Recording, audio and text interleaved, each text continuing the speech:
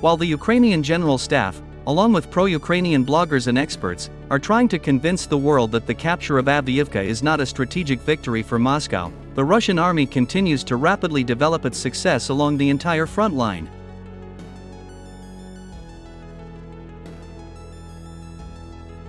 While NATO and Ukrainian generals were trying to come to their senses from the loss of Avdiivka, it became known that the Russian army also managed to enter the village of LASTOCHKINO, to the west of Avdiivka. According to war correspondent Yevgeny Lisitsyn, the defense of this village was breached by the Russian army on the move during the pursuit of Ukrainian militants, who fled from the Avdiivka coke plant. At the same time, the war correspondent noted that more than 5,000 Ukrainian soldiers were unable to escape from Avdiivka, and that most likely, all of them would be captured very soon.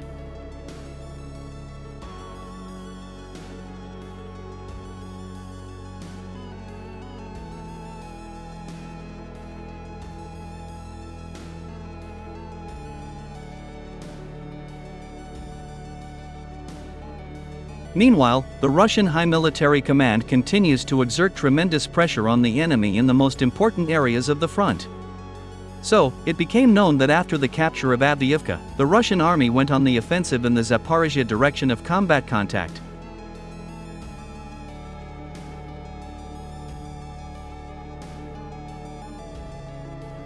Ukrainian telegram channels also confirmed the fact that the front in the Zaporizhzhia direction had come to life, and that the Russians had begun to attack the positions of the armed forces of Ukraine near the village of RABOTINO.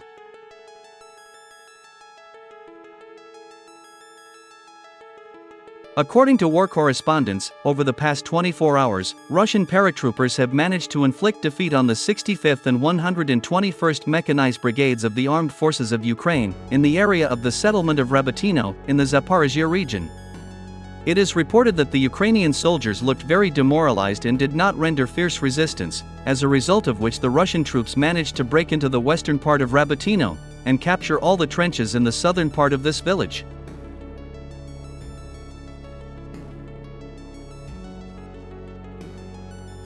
It is worth noting that over the past few days, the Russian army has been rapidly increasing its forces in the Zaporizhzhia direction of the front, and went on the offensive against the positions of the armed forces of Ukraine immediately after the capture of Avdiivka.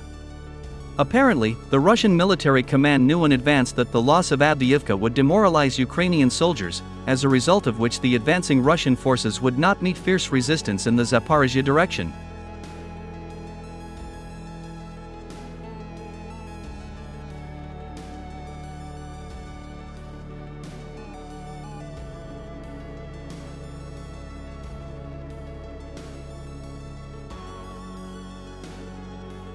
In general, the plan of the Russian High Military Command becomes clear.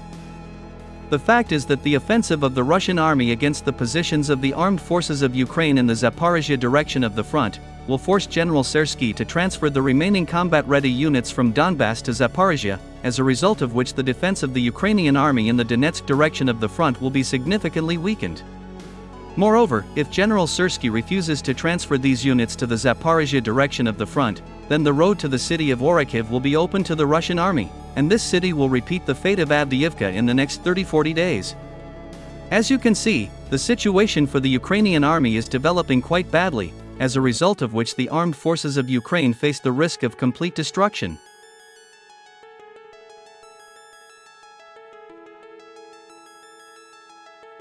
Against this background, the Ukrainian military department has no choice but to continue composing fairy tales about the heavy losses of the Russian army in manpower and heavy equipment. Military experts noted that against the background of the retreat of the armed forces of Ukraine, the Ukrainian military department began to focus only on the allegedly large losses of the Russian army in manpower and heavy equipment, in order to somehow justify the losses of strategically important cities and villages by Ukrainian army.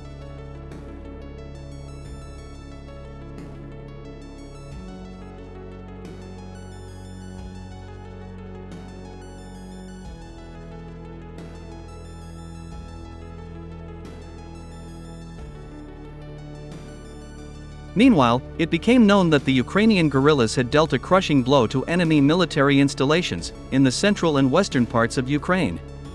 So, it became known that on the night of December 18, a well-guarded military-industrial facility that produced drones for the Ukrainian army was destroyed in the city of Lviv. It is reliably known that this facility was built with the assistance of NATO military advisors. Moreover, all the equipment of this industrial facility and components for the production of drones were delivered from NATO countries.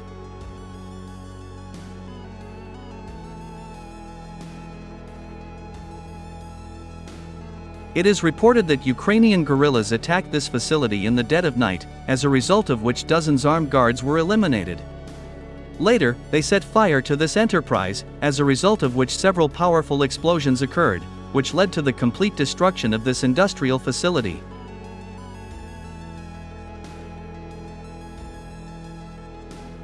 Attacks by Ukrainian guerrillas on military installations of NATO and the armed forces of Ukraine were also recorded in cities such as Poltava and Kirovohrad.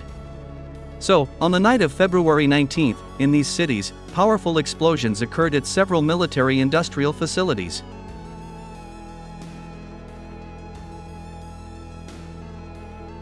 Later, it turned out that these military facilities were destroyed not by Russian missiles and drones, but by Ukrainian guerrillas, who declared a real war on the current Kiev authorities and their Western patrons.